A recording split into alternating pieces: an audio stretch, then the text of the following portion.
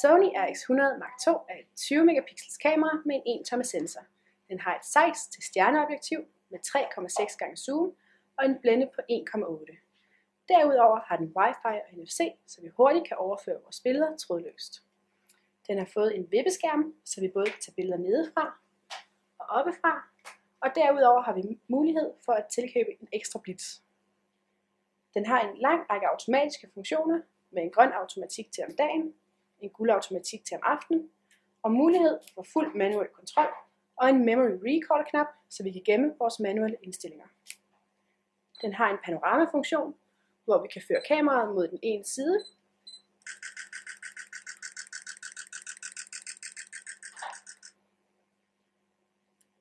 Derudover har den mulighed for en lang række scener, og vi har fuld HD video med stereolyd og autofokus.